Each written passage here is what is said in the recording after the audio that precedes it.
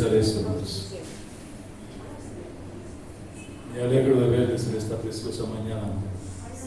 Espero que el Señor abra mente, corazón, sentimiento y emociones y podamos asimilar lo que Dios tiene para nosotros. Bendito Dios de la gloria. Padre, en el nombre de tu Hijo amado Jesús de Nazaret, te doy gracias por este precioso, lindo y hermoso día que nos regala, Padre. Gracias por la vida y la salud que tenemos, bendito Dios de la gloria. Gracias porque has encaminado nuestros pasos, Señor de la gloria, aleluya, para estar en tu casa en esta mañana preciosa, bendito Maestro eterno. Dios mío, despega nuestra mente, corazón, sentimiento y emociones, Padre, para que podamos compartir la palabra tuya, Señor de la misericordia santa y bella, Padre. Para que no haya impedimento alguno, Señor de la gloria, aleluya, y tu palabra corra y tu nombre sea glorificado, Señor. Gracias, bendito Dios, por los que están aquí, para bendita la gloria. Gracias por los que están en la casa, Señor de la gloria. Gracias por los que nos están viendo a través de este medio, Dios de la gloria. Para ellos también, Señor, nos bendecimos en el nombre de Jesús de Nazaret y declaramos que las palabras que vamos a expresar también es para ellos, Señor de la gloria. Gracias te damos, bendito Dios de Israel, en el nombre de Jesús de Nazaret, Padre, bendito la gloria. Me coloco en tus manos divinas, Señor, porque quiero ser tu instrumento, Señor, de la gloria tuya, a través de que tu palabra fluya para tu pueblo, para la gloria. En el nombre de Jesús de Nazaret, doy gracias, gracias, gracias, gracias, gracias. Que la paz del Señor, el gozo de mi Cristo, la gloria y la comunión con el Espíritu Santo reine en la vida de cada uno de ustedes en esta preciosa, linda y hermosa mañana, porque nos regala un precioso día. Amén. La gloria sea de Dios, hermano. Bueno, hermanos, voy a invitarles a abrir sus Biblias en el Evangelio según San Juan, capítulo 15, versículo 16. Evangelio según San Juan, capítulo 15, versículo 16.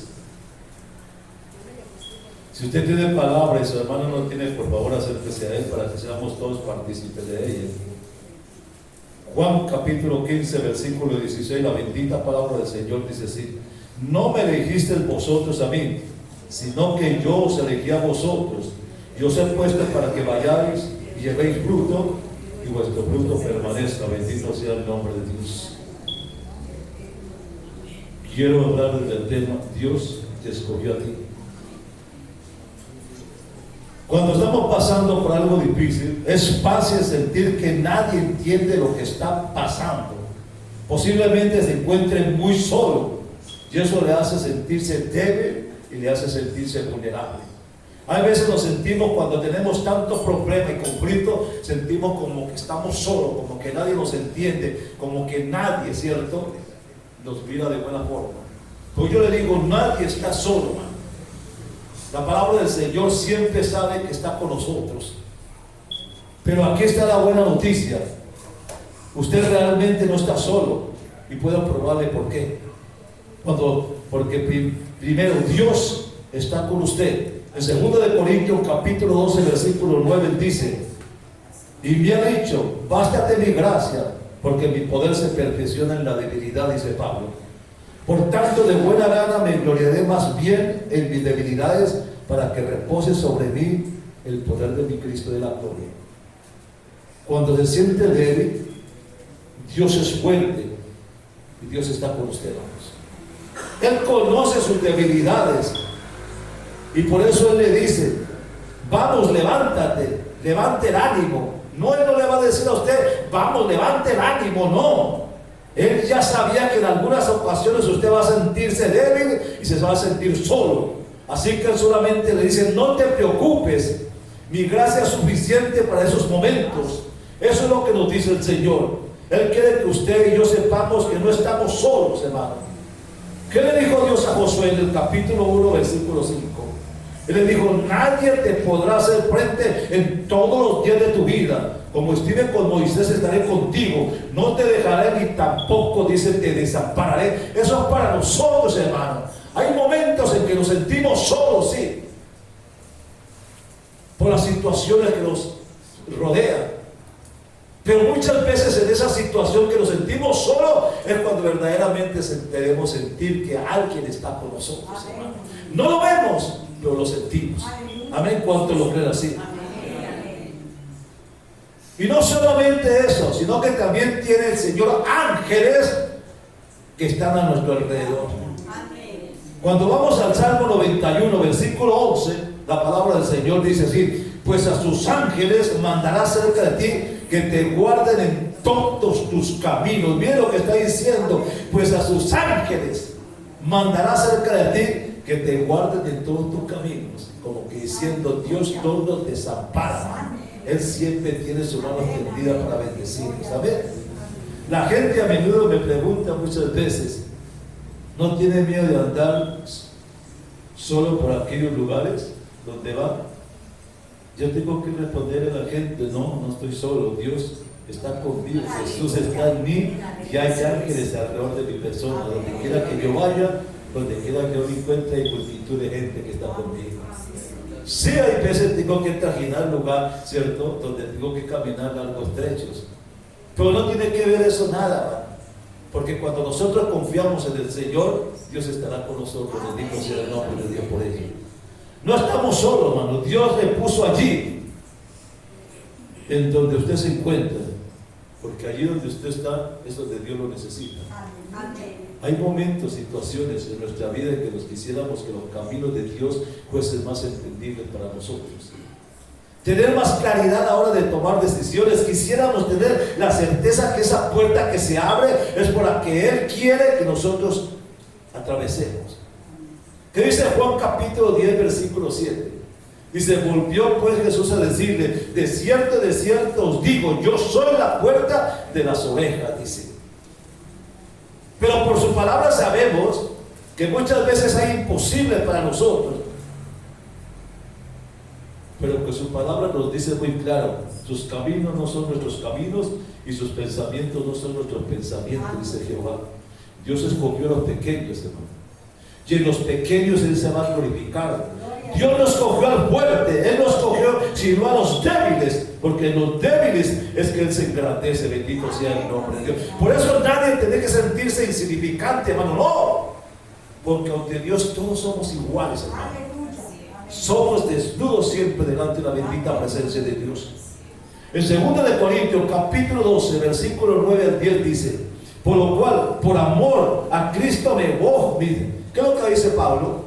Por amor a Cristo me gozo en las debilidades, en afrentas, en necesidades, en persecuciones, en angustias, porque cuando soy débil, entonces dice, soy fuerte.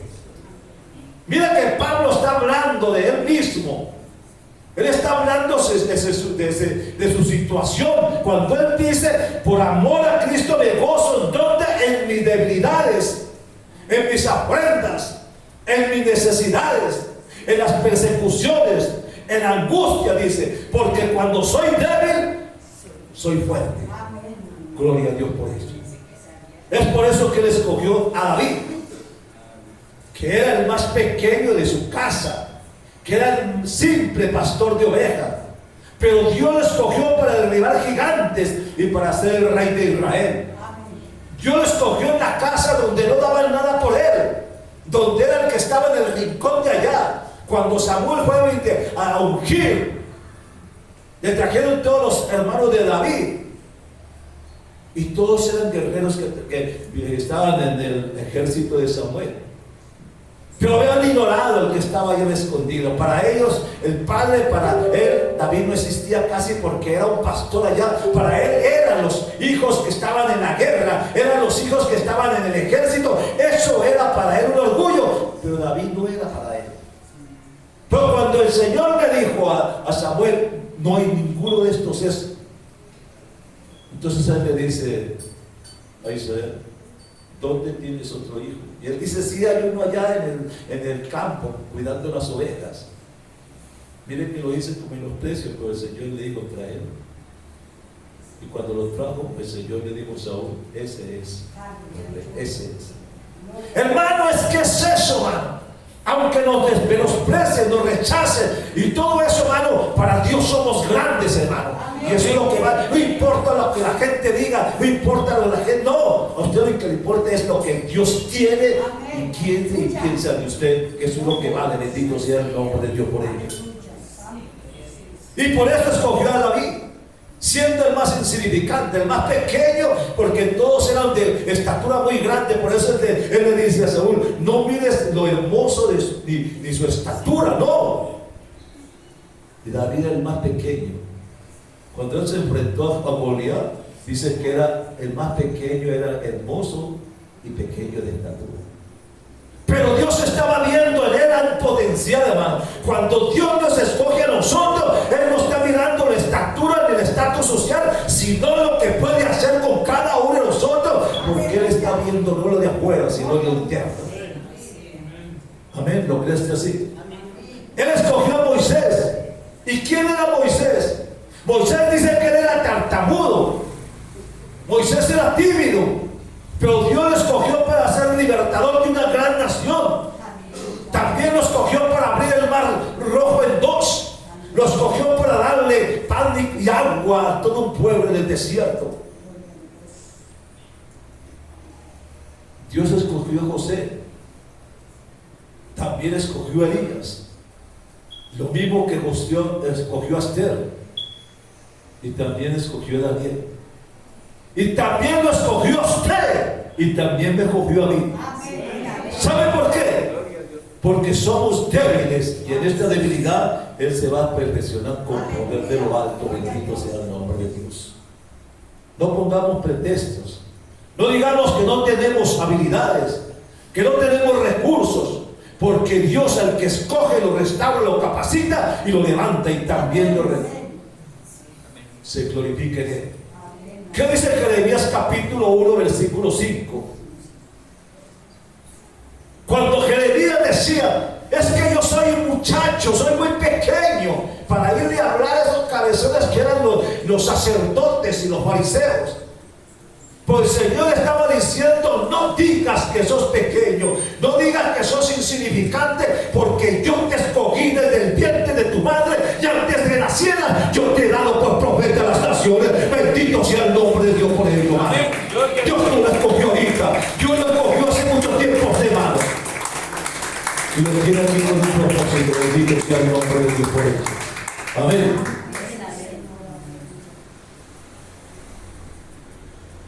No pongamos pretextos por ello, hermano.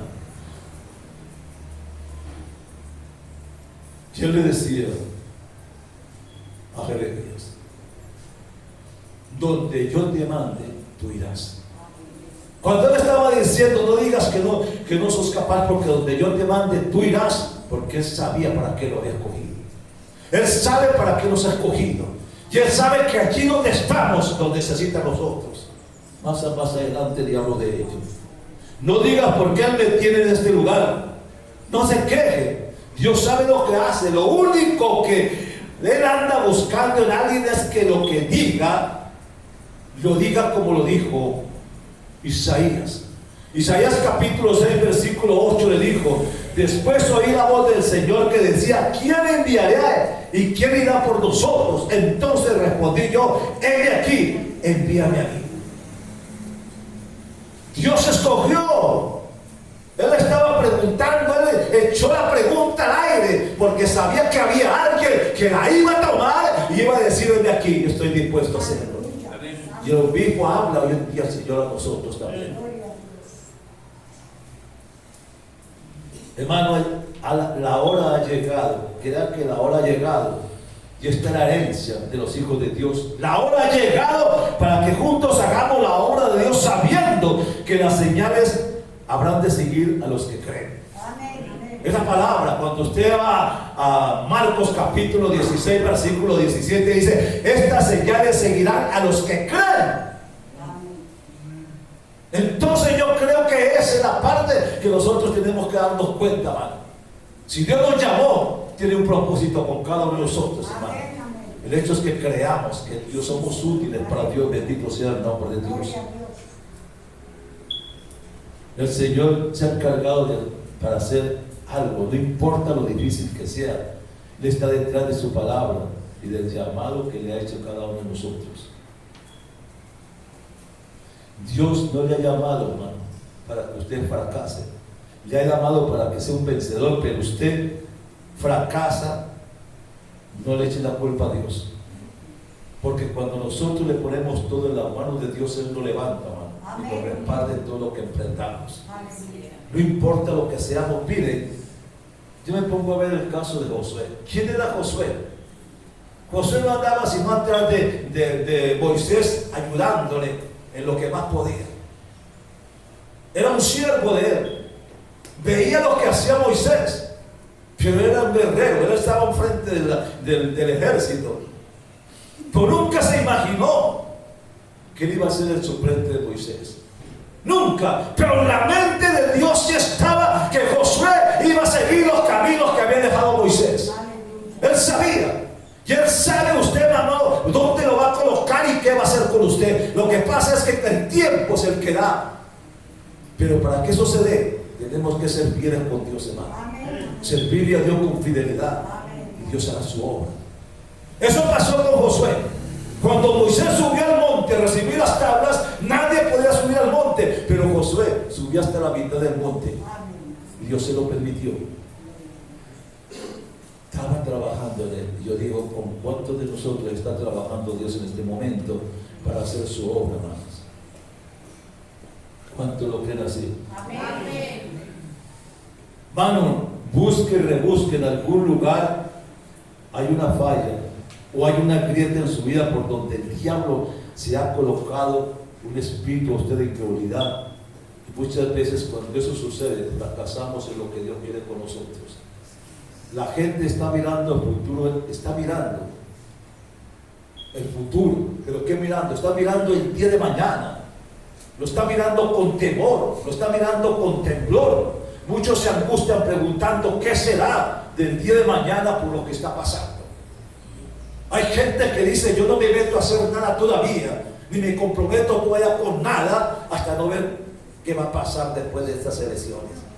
Siempre hay un rótulo de temor por lo que puede pasar, hermanos. Pero hay una cosa, nosotros no tenemos que tener temor. Pase lo que pase, Dios seguirá siendo el mismo con nosotros, hermanos. Pase lo que pase, Dios estará al lado nuestro. Pase lo que pase, Él nos va a guiar por donde vamos. Bendito sea el nombre de Dios. Créanos, hermanos. Quiero contarles una historia. Tal vez hace mucho tiempo les conté lo mismo, pero quiero repetir esta mañana. Una familia que estaba pasando por una situación económica muy difícil, y ellos decidieron ponerse a orar y ayunar para que Dios les abriera una puerta para un empleo. El único deseo que tenían era de servir al Señor, así que pusieron todas sus esperanzas en Dios y empezaron a orar por eso. Y al poco tiempo se le abrió una puerta, y ella decía: mi esposo debe presentarse en la gobernación para realizar un test psicotécnico a fin de evaluarlo para el empleo que se le ha presentado en este momento. Dice, él me llamó, dice la esposa, por teléfono para darme la noticia del empleo. Pues con la voz entrecortada me confirmó que el empleo ya era suyo. No había gozo en él, pero le dijo que el empleo era de él. Yo no entendía, dice ella, al principio las lágrimas que corrían. Yo creí que eran de emoción por el trabajo, pero luego de un prolongado silencio, dice, me contó que el empleo era para administrar un cementerio. Él estaba decepcionado porque ese currículo era muy rico en cuanto a la preparación académica. Esa experiencia laboral incluía el haber sido becado a los Estados Unidos. Además había sacado el más alto porcentaje en dicho empleo donde lo llamaron. No era malo trabajar en un cementerio, decía él, pues el trabajo es honrado, cualquier cosa que sea es digno de poder hacer.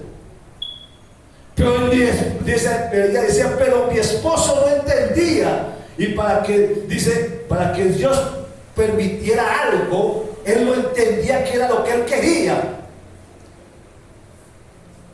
Y él decía, ¿para qué tanta preparación?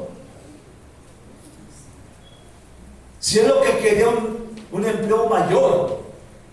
Y eso había sido un golpe bajo para el orgullo de mi esposo, decía ella, porque él esperaba algo mejor. Pero un día comprendimos que la razón para que Dios le puso en ese lugar sencillamente era porque Dios lo necesitaba ahí. Y mi esposo siempre le decía a Dios que él quería servirle, así que el cementerio era el lugar muy especial para él. para servirle. ¿Por qué? Porque ahí se encuentra la gente que necesita ser consolada, porque a diario despiden a un ser querido. Además, en esos sitios en donde los satanistas hacen rituales. Para mi esposo fue mucho más sencillo desempeñarse en aquel trabajo en cuando ya comprendió el por qué Dios lo había dejado allí. ¿Por qué Dios lo había puesto como un instrumento de Dios en ese lugar? En el cementerio no solo había muertos, sino que también se encontraban muchas personas que trabajaban como vendedoras de flores. También están los encargados de la construcción y el mantenimiento del lugar. Más como administrador, dice ella, mi esposo comenzó a desempeñarse en el cementerio como un evangelista. Una vez a la semana comenzamos a hacer reuniones, dicen, en dicho lugar.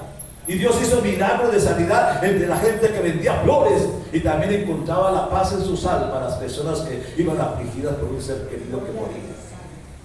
Fue muy grande la siembra de la preciosa palabra de Dios en aquel cementerio. Este hombre que se quejaba, un cementerio, cuando él quería estar en un escritorio, en una oficina, por su preparación académica. Pero Dios no lo quería en una oficina, lo quería en ese lugar, porque allí había una necesidad más grande. Cuando él comprendió eso y vio que muchas almas llegaban afligidas, y él podía darles la palabra de Dios y podía darles el refrigerio espiritual. Él podía orar por las personas que vendían flores y los niños que llevaban el agua también. Y se dio cuenta que en ese cementerio él pudo levantar casi una iglesia de niños y adultos que necesitaban palabra de Dios.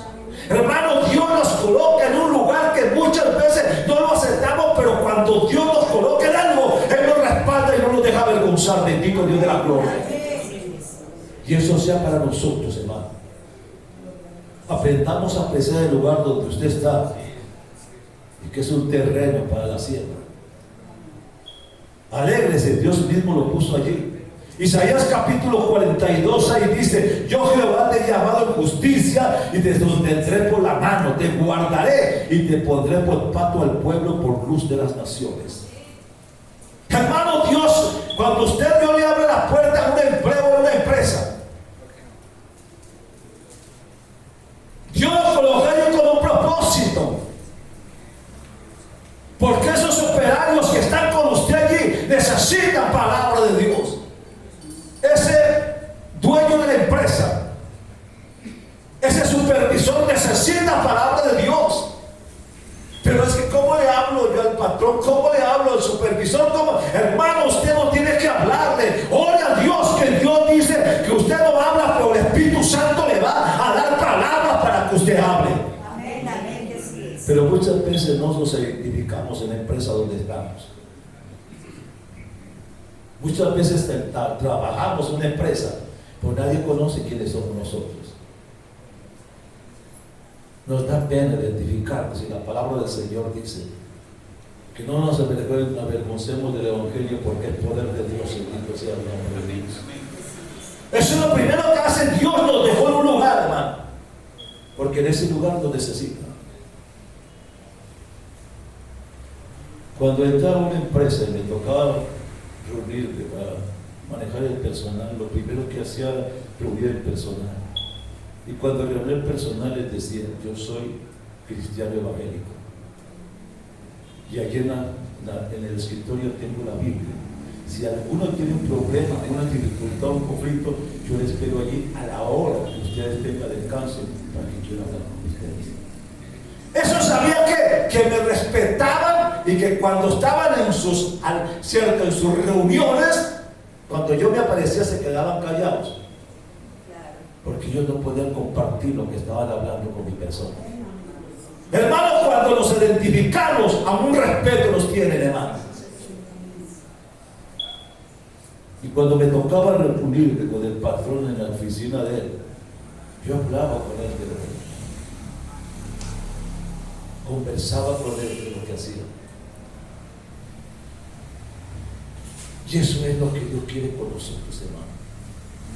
Donde nos ha puesto, porque Dios nos necesita allí, hermano.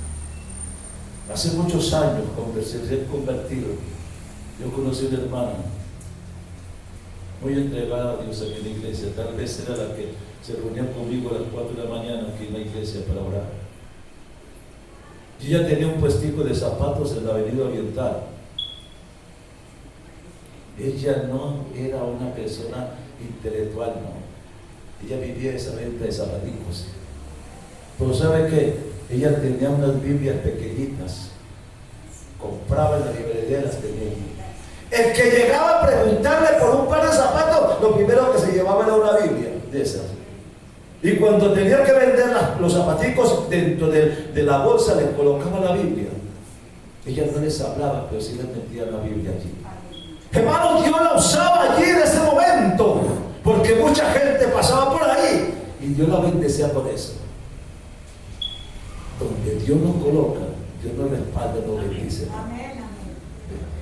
Porque la Biblia dice muy claro en 2 de Corintios capítulo 2, dice: nosotros somos cartas leídas. La gente le lee a usted, man, cómo habla, cómo camina, cómo se viste, todo, man. Somos testimonio para la gente que está reunida cerca de nosotros. ¿Cuánto lo puede decir? Amén. Porque recuerden que a pesar de que en medio de nuestros errores, en medio de nuestra debilidad, Dios va a levantar en usted a esa persona que Él necesite en el lugar donde lo tienen preparado. Por eso siga caminando, man. Siga sirviéndole en toda su fuerza. No se detenga en ese proceso que Dios está haciendo, man. No le den por vencido. No se asimile por la prueba muy dura que vea. Avance siempre dando pasos de fe, man, porque su recompensa será muy grande, porque la Biblia dice muy claro: entonces un día es cuando Él diga: en lo poco fuiste fiel, en lo mucho te pondré, bendito sea el nombre de Dios. Y eso es así. Recuerde esto: Dios no escoge a los grandes, Dios no escoge a los que son fuertes. Él escoge a los pequeños, y en la debilidad de ellos se glorifica. Bendito sea el nombre de Dios. Miramos el caso de Daniel y los 3 jóvenes. ¿Qué pensarían esos 3 jóvenes? Y aún pensarían: ¿por qué estamos aquí? ¿Por qué Dios nos trajo aquí? Cuando Dios decretaron que tenían que arrodillarse ante esa estatua que había hecho Nabucodonosor. Y esos 3 jóvenes se presentaron ahí porque los acusaron. Y ellos, estando allí, dirían en su corazón: ¿por qué estamos aquí? Dios tenía un propósito al llevarnos allí.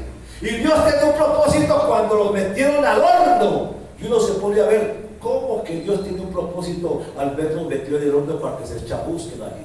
No, Dios tenía un propósito, que cuando los metieran al horno, Él iba a estar con ellos ahí, y que los iba a sacar, y que cuando salieran empezaban a olerlos, ni humo serían sus pelos del cabello. Nada. ¿Y qué pasó con eso? El rey tuvo que darse cuenta de eso.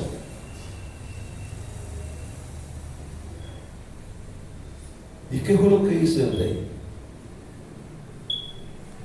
Hizo un decreto en el que dijo que el que blasfemara con el Dios de Sadrach, Mesach y Abednego será descuartizado, porque cuando no hay un Dios que pudiera librar como ese Dios de ellos.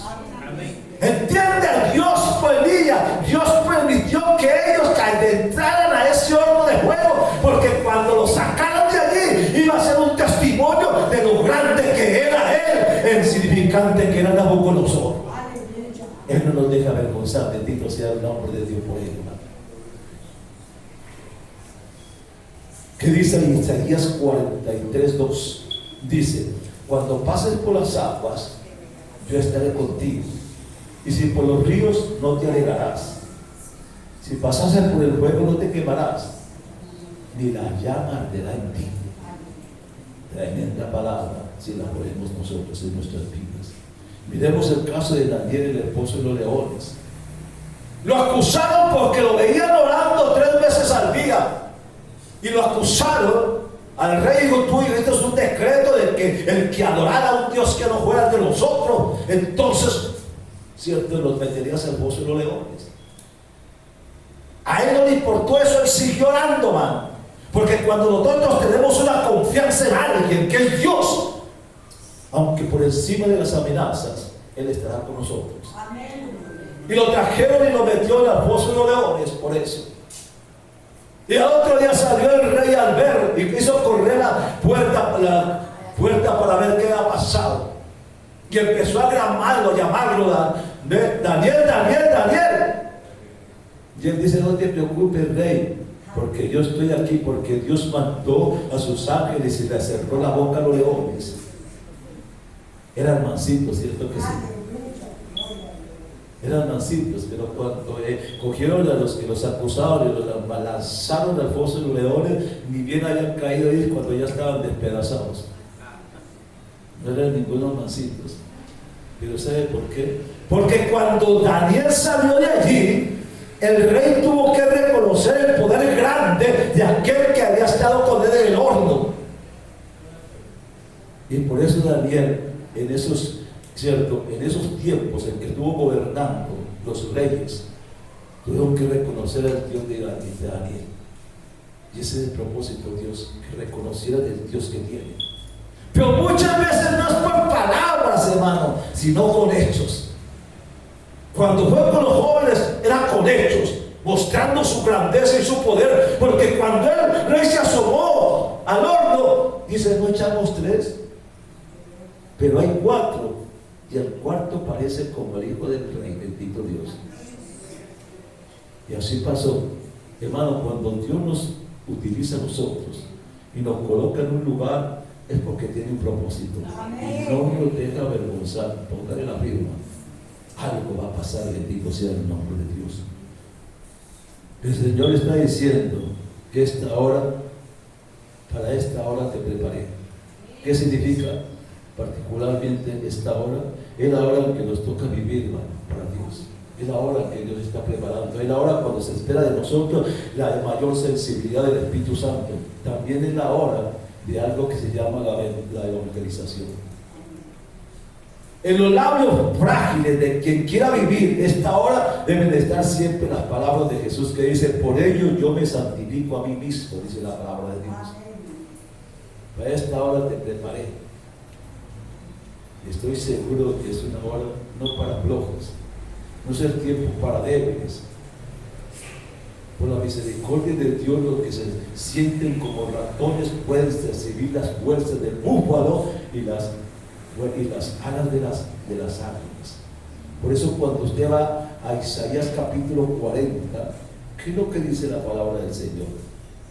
Dice, los que esperan en Jehová tendrán nuevas fuerzas, alas como las águilas, correrán y no se cansarán, caminarán y no se fatigarán.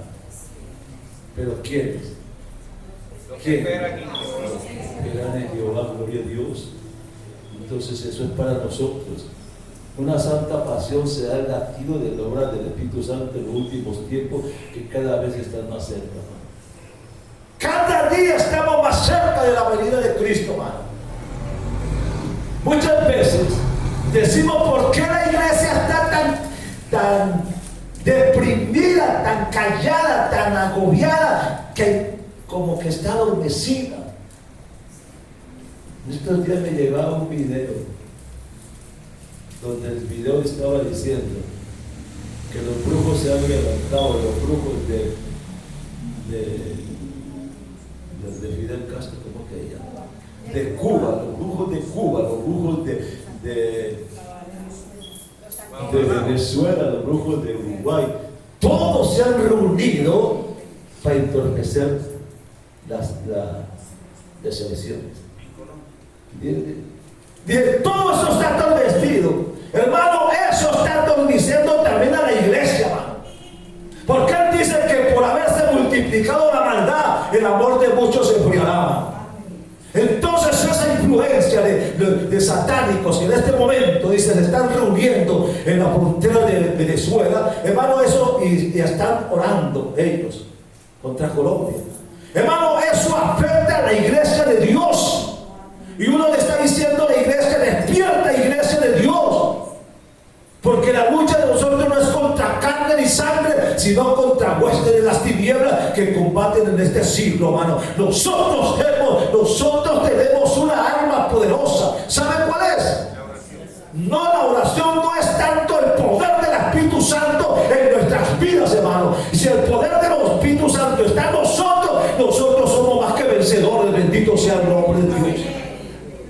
Es hora de que la iglesia se levante. Es hora de que la iglesia despierte, hermano. Ya no es hora de estar haciendo cositas por aquí, cositas por allá y asistiendo aquí por allá. No, es hora de doblar rodillas y empezar a atar toda obra diabólica, hermano.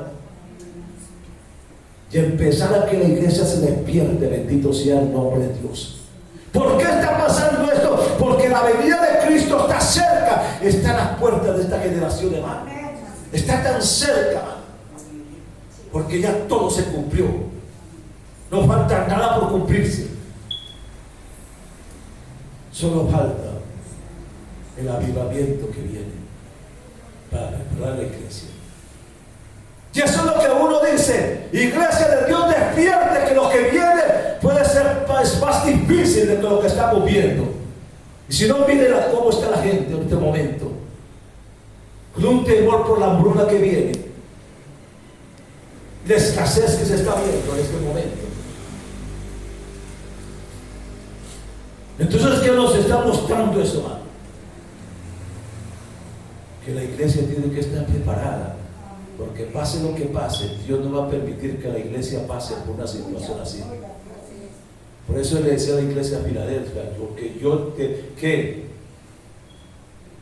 estaba diciendo que Él los iba a guardar de la hora que había de venir sobre la faz de la tierra. Y eso es lo que es para nosotros hoy en día. Bendito sea el nombre de Dios. Entonces, iglesia de Dios, estamos en los tiempos más difíciles y en los tiempos más agradables. Difíciles para el mundo, pero agradables para la iglesia, porque vendrá Cristo por ella. Y que venga Cristo por ella, esa es la redención de nuestras vidas, hermano. Gloria a Dios. Dios quiere cosas grandes, hermano. Aunque Dios desea bendecir a su pueblo y usarlo para bendecir la tierra, el diablo siempre trata de destruirlo. Satanás quiere maldecir a los hijos e hijas y separarlos de su herencia y de su destino divino. Gloria a Dios. Es por eso que ha atacado tan salvajemente a la familia, sembrando semillas de discordia, desconfianza, confusión moral que llevan a divorcios, vidas destruidas, relaciones quebradas y esperanzas y sueños totalmente rotos. ¿Qué pasó esta semana pasada en los Estados Unidos? Quedamos impactados con una noticia muy dolorosa. 13 niños murieron a manos de un joven que entró con un arma disparando en su escuela. Dicen que fue algo terrible, verdaderamente, que llenaba de dolor se ver como niños caían como moscas en el piso. Y maestros también. En esta mañana familias fueron heridas profundamente por la muerte de un hijo o de una hija. Y el corazón de muchos padres, madres y abuelos fueron quebrantados completamente por la pérdida de sus hijos y nietos.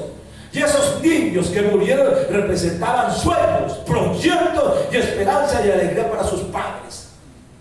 Pero todo eso fue arrebatado en un momento, porque esa es la obra del diablo. Porque Juan capítulo 10 versículo 10 dice que Él no vino sino para matar, robar y destruir.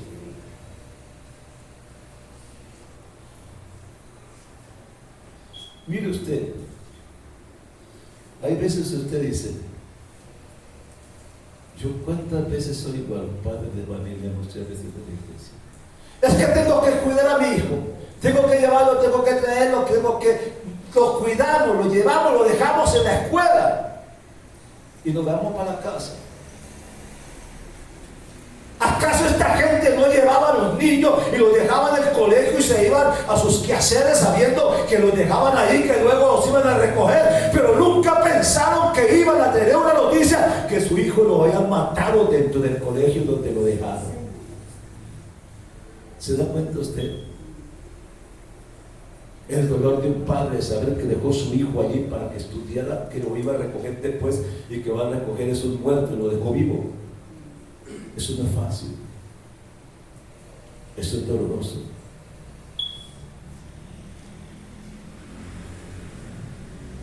Porque muchos niños, de esos que están en el colegio, eran de gente migrante, que habían ido a los Estados Unidos, ¿cierto?, para una vida diferente, y murieron ahí. Era el sueño de un papá Llevar a su hijo porque sabía que ya tenía un futuro para ellos, pero se quedó frustrado, hermano. Y dicen muchas veces que el joven que pudo entrar a la escuela entró por una puerta que no estaba asegurada ni tampoco estaba bien cerrada. Porque decían, ¿cómo que teniendo a una persona en la entrada no se dio cuenta que entraba con un arma? O dicen, no, es que él entró por la puerta de atrás que no estaba tan asegurada y por ahí entró. Y cuando yo pensaba eso, me ponía a pensar algo. Eso debe darnos una lección a nosotros, que tenemos que cuidar bien las puertas de nuestro corazón, de nuestras vidas. Cuando no tenemos bien cerrada alguna puerta de nuestras vidas, el enemigo tiene la oportunidad de robarnos las bendiciones que Dios nos ha dado. Tiene la oportunidad de robarnos la paz de nuestro matrimonio, de nuestro ministerio, la comunión de nuestra familia, robarnos el gozo y la paz que hay en nuestro corazón. Apocalipsis 3:20 dice muy claro, aquí yo estoy ¿qué? A la puerta y llamo. Si alguno oye mi voz, yo abre la puerta, dice, entraré a él, cenaré con él y él conmigo. Yo pregunto, ¿cómo está su corazón? Cuidemos las puertas que pueden estar abiertas o mal cerradas. No permitamos que el enemigo tenga más oportunidades para hacernos caer y para destruir la obra que Dios está haciendo en nuestras vidas, hermano. Hay veces tenemos en tan poco lo que Dios nos ha dado, hermano. Creemos que es tan insignificante. Y yo le quiero decir algo, miren. La persona que viene a la iglesia y empieza a barrer y empieza a trapear la iglesia, eso no es denigrante. Esa persona está haciendo más de lo que yo estoy haciendo aquí en el púlpito. Ella está haciendo algo para la gloria de Dios y lo está haciendo con amor. No hay que denigrarla. Estamos al mismo nivel. Lo mismo que estoy haciendo aquí vale lo mismo que ella está haciendo allí. ¿Lo creen así o no? Y eso es. La persona que está en el baño, cuidando el baño, no porque se vaya a ir, sino cuidando de que usted llegue al baño y sea bien atendido allí en ese lugar. Y que tiene ese baño bien arreglado, bien limpio y bien oloroso. ¿Para qué? Para ella no, para que todo el que entre allí se sienta satisfecho, pero para hacerlo allí se necesita amor, y solamente lo puede hacer ella. ¿Cuánto tiempo esta hermana faltó a la iglesia y no hubo alguien que reemplazara a esta hermana allí con lo que tenía? Eso se llama un ministerio. Un ministerio. Cierto que no le prestamos atención, pero es un ministerio que vale. Y eso es lo que bendice Dios. ¿Lo creen ustedes así o no? Amén. Entonces, Jueces capítulo 16, versículo 1 al 5. ¿Qué dice la palabra del Señor? Yo quiero hablarles. Jueces capítulo 16, del versículo 1 al versículo 5. Fue Sansón a Gazá y vio allí a una mujer ramera y se llevó a ella. Y fue dicho esto, 16:1 de Jueces. Sansón ha venido aquí y lo rodearon y echaron toda aquella noche a la puerta de la ciudad, dice, y estuvieron callados toda aquella noche, diciendo hasta la luz de la mañana, entonces lo mataremos. Mas Sansón durmió toda la noche y a la medianoche se levantó y tomando la puerta de la ciudad con sus dos pilares y sus cerrojos y se lo echó al hombro y se fue y le subió a la cumbre del monte que está delante de Hebrón. Dijeron ellos, ahora que él se levante, cerrémosle la puerta para que no pueda salir. Pero dice que era la fuerza sobrenatural que Dios le había dado, arrancó la puerta, se la echó al hombro y se fue al monte. Los versículos hemos leído nos muestran la fuerza sobrenatural que Dios le había dado a Sansón. Los enemigos de Sansón lo acechaban para matarlo y cerraban las puertas bien aseguradas. Y a Sansón no le preocupaba ninguna puerta porque ninguna puerta podía detenerlo. Pero Sansón tenía un enemigo que lo acechaba para matarlo, Satanás. y usó una mujer filistea llamada Dalila. Y así Satanás pudo encontrar una puerta que Sansón había descuidado. Era su corazón. Cuando Sansón decidió abrir la puerta de su corazón a Dalila, le costó la vida, terminó humillado, terminó siendo un juguete de sus enemigos. Un hombre que el Señor le llamó con un propósito y le dio fuerza sobrenatural, porque nunca ha habido un hombre igual que ese. Y Dios lo tenía allí con un propósito. Pero nunca Sansón se dio cuenta el propósito para que Dios lo había llevado a ese lugar.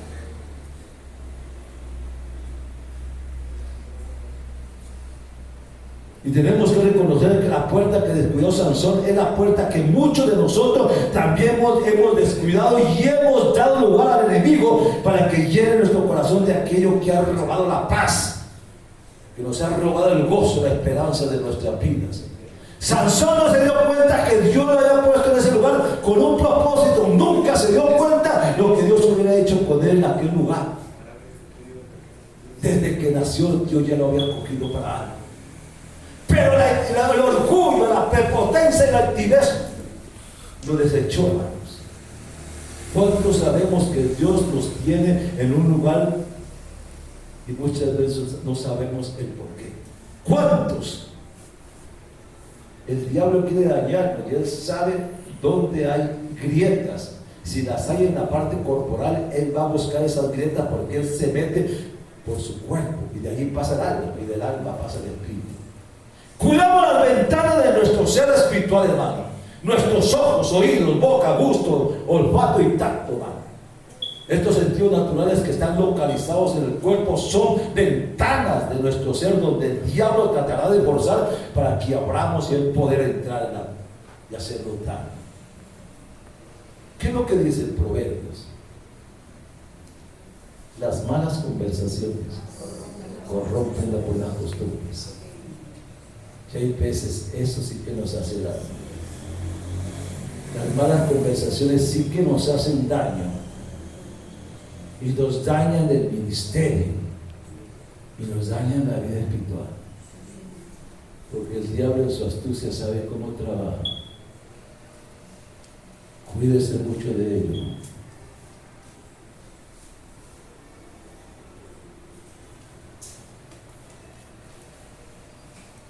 Estos sentidos naturales que están localizados en el cuerpo son ventanas de nuestro ser donde el diablo va a tratar de forzar para entrar. El que está lleno del Espíritu Santo, el que está lleno del Espíritu Santo, dice la Biblia que ríos de agua viva manarán de su vientre. Y si esa corriente poderosa que brota de sus extrañas, ningún veneno que trate de penetrar en él podrá entrar, porque la fuerza de la corriente que sale de su interior arrastrará todo. Por eso dice, cierto que dentro de nosotros hay algo que se llama el poder del Espíritu Santo. Dice la palabra del Señor que es una fuente de agua que salta para vida eterna.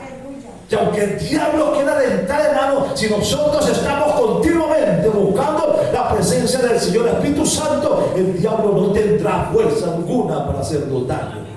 Por eso el Señor dijo que eso sería como una fuente que salía de vida eterna, porque nos preserva y nos cuida para su honra y para su gloria. Yo le pongo a usted, ¿dónde lo ha puesto el Señor a usted? ¿Dónde lo ha puesto el Señor a usted? ¿Dónde? Mira un hombre que Dios usó. Antes de ser David ungido, el hombre que fue ungido fue Saúl. Dios llamó a Samuel para que ungiera a Saúl como rey de Israel. Ya empezó a reinar, pero con el tiempo vino lo que se llama orgullo, prepotencia y altivez, y quiso hacer cosas que no le pertenecían a él. Y Dios dice, me arrepiento de haberlo escogido. Fue cuando escogió a David como sustituto de él. Hermano, mire, Dios nos coloca en un lugar, pero dice, me arrepiento muchas veces, porque muchas veces no sabemos valorar lo que Dios nos ha dado y para qué lo va a usar.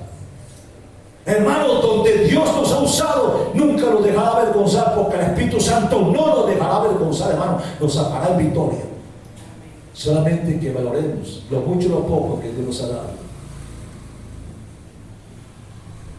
El diablo no duerme, pero sí estar atento en cada momento cómo estamos, hermano, y cómo caminamos. No se deje robar, hermano, lo que Dios le ha dado. Tenemos una lucha así en este momento, pero yo le digo, ¿qué valor le da usted a Dios de lo que Dios le ha dado? Hermano, déjese usar por Dios en lo poco, porque al pasar el tiempo Dios lo va a usar en lo grande. Bendito sea el nombre de Dios, hermano. ¿Sabe por qué? Porque Dios lo ha puesto a usted en un lugar, hermano, y ese lugar se llama su casa, hermano. Es su casa, allí donde lo ha colocado Dios, es su casa. Y cuando usted recibe bendición aquí, usted se la lleva para su casa, para bendecir su casa. Porque a Dios no le interesa su trabajo, no le interesa sus amigos ni el vecindario, a Dios le interesa su casa. Y nosotros somos portadores de una bendición para nuestra casa, hermano. Porque Dios está interesado por su mamá, su papá, su hermano, por su tío, por su sobrino. Eso le pertenece a Dios. Porque la palabra del Señor dice en Hechos 16:31, cree en el Señor Jesucristo y serás salvo tú y tu casa. Y Dios lo ha puesto allí. Mira el caso de Pablo. ¿Quién era Pablo? Era el erudito más grande que había. Se había preparado al lado de Gamaliel, el rabino más grande de ese tiempo. Él decía, fariseo de fariseos, amador de la ley, perseguía la iglesia y encerraba a los cristianos. Pero cuando Dios ya lo necesitaba, Dios llegó un momento en que necesitaba a Pablo, hermano. Y cuando iba camino a Damasco, se le presentó a Pablo. Y cuando Pablo quedó ciego y estaba orando, ¿qué es lo que pasa? Llegó a Ananías y le dijo a Ananías, ve y llora por él y pone las manos sobre él. Y Ananías le dijo, yo sé quién es ese hombre. Y le dijo, no, ve, pone las manos a él, porque es instrumento que yo necesito para que lleve el evangelio a los reyes y a los grandes. Lo tenía preparado. Una cosa era lo que decía Pablo, y él mismo decía, lo que tengo yo es basura en comparación con lo que Dios me dio. Hermano, Dios tenía un propósito con Pablo, hermano, y lo llamó. Y Pablo fue el que llevó a los reyes, y a los reyes tenían que escuchar la palabra de Pablo. Félix era uno que lo mandaba a llamar de la cárcel y lo ponía allí para que le hablara de Dios. Y él le decía, casi que me haces convertirme. Le decía Pablo, ojalá que no fuera casi, sino que te convirtieras. Pero le llegó el mensaje. Entonces Dios lo puso en el lugar que lo necesitaba, hermano. A usted y a mí nos ha colocado en un lugar donde nos necesita. No se queje por el lugar como sea. Dele gracias a Dios y que le dé sabiduría y que le dé discernimiento para usted poder compartir la palabra en el lugar donde usted se encuentra, hermano. Vosotros sabéis, sino que Dios escogió a vosotros y tiene un propósito para nosotros. ¿Cuánto lo creen así? ¿Cuántos creen que Dios tiene un propósito para su vida, hermano? No crea usted que tiene que ser un erudito en la palabra. No crea usted que es que tiene que pasar por un instituto bíblico, que tiene que graduarse. No, hermano, la palabra de Dios dice muy claro que Él ha puesto palabra de conocimiento en su vida, hermano. Cuando usted ha nacido de nuevo, usted no tiene que hablar de teología ni nada de eso. Usted tiene que hablar de lo que Dios ha hecho a usted a través de esta palabra. Y la gente va a creer, ¿por qué? Por la palabra y el testimonio suyo. Porque la gente le da pereza leer la Biblia, pero no le da pereza escucharlo a usted, quién era y quién es y qué hizo Dios por usted. Déjese usar por Dios en este tiempo, hermano. Es el tiempo. ¿Para qué nos llamó Señor? ¿Para qué nos necesita? Porque es el tiempo de la evangelización, hermano. Es el tiempo de la evangelización. Es el tiempo en que empecemos a evangelizar, hermano. Y sabe que la Biblia dice que el juicio comienza por la iglesia, ¿cierto? ¿No? La Biblia dice que el juicio comienza por la casa. ¿Y qué hemos hecho nosotros por la casa? ¿Cuántos de la casa están convertidos a Dios? Hermano, es cuando nosotros verdaderamente asimilamos la palabra, y la palabra no se hace oídos, como dice, no seáis oidores olvidadizos, sino hacedores de la palabra. Yo les decía a ustedes que el día de las elecciones salía yo de Bondad y me encontré con un hermano que él viene de muy lejos. Yo había hecho una campaña allá y había hablado, había predicado allá, y él se me acerca, estaba esperando a la esposa, se me acerca y me dice: ¿sabe una cosa? El día que usted predicó allá, echó una palabra sobre la familia, yo la tomé. Y en este momento estoy hablándole a mi familia, le estoy predicando a mi familia, estoy metido con mi familia, hermano, y ya mi familia está conociendo la palabra y está echando el evangelio. ¿Se da cuenta de lo que es? Soy recibo, pero para compartir. Cuando él me decía eso, hermano, ¿cuántos pudiéramos hacer lo mismo, hermano? ¿Cuántos pudiéramos hacer lo mismo, hermano? Porque eso no es difícil, hermano. ¿Cuántas veces se acerca usted con una persona y le dice: ¿qué te parece esa novela que están presentando? Pero qué poderosa, es que uno vive esa novela, es que uno...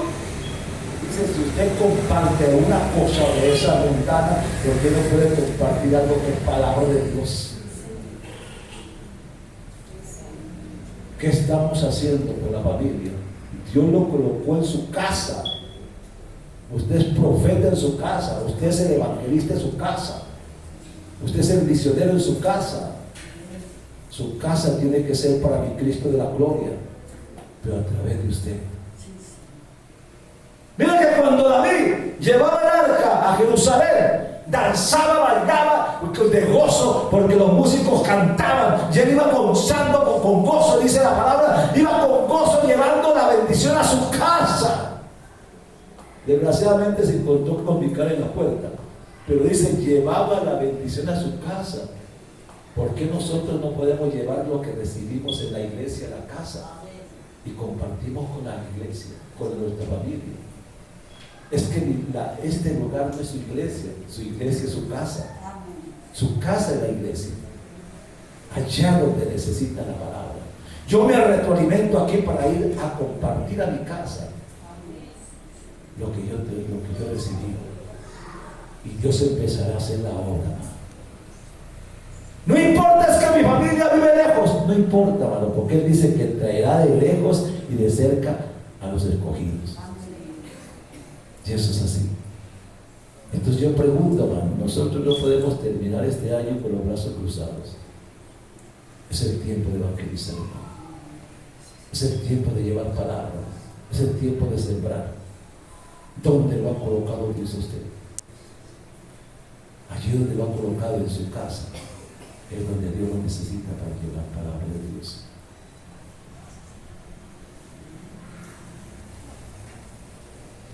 Cuando yo le decía ahorita que Dios escoge de lo más pequeño y de lo más insignificante para servirle a Él, tal vez los que estaban viniendo el martes a las clases se han dado cuenta de un niño que él es como tímido hasta para hablar. Yo hablaba con la esposa, con la madre del mayor sábado. Ella me decía, cuando el niño tenía 5 años, le regalaron una biblicita que es ilustrada, y el niño se enamoró de esa Biblia. Y me decía: mamá, dígame esto, y cada día, todos los días me decía que le leyera esa Biblia, todos los días.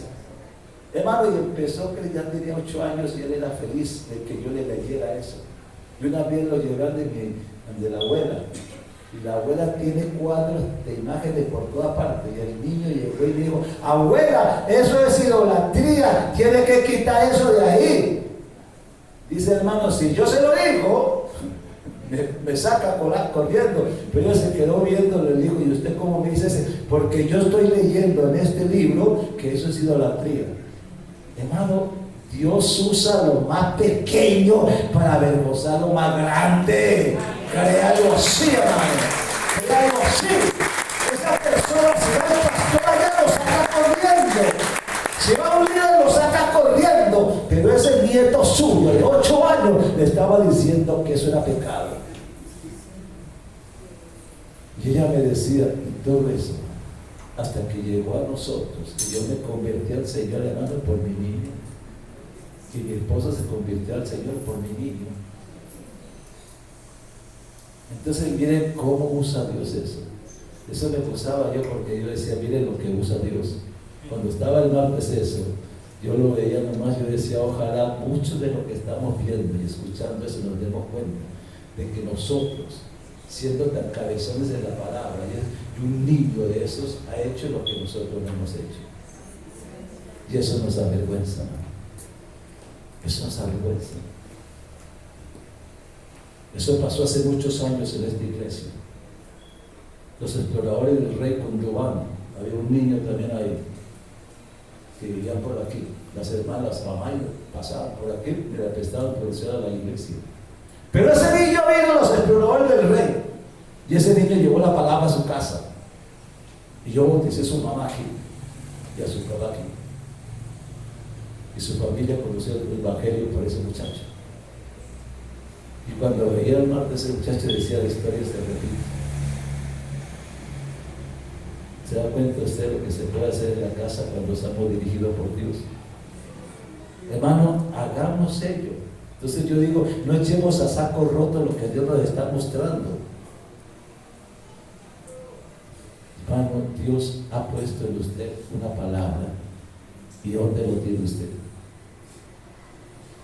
Hay veces vamos a la casa de la familia y pasamos un rato en la familia y hablamos de tantas cosas en la familia y compartimos tantas cosas, pero nunca les hablamos verdaderamente de lo que es la palabra para que se conviertan a Dios. Es que, hermano, yo les hablo y son duros.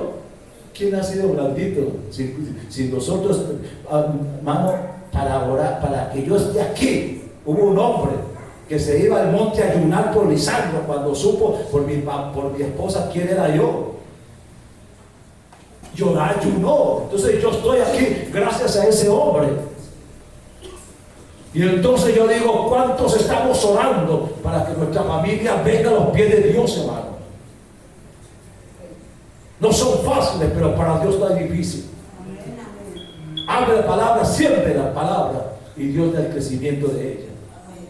Hemos sido llamados para un lugar, porque allí nos necesitan Dios. Créalo, hermanos.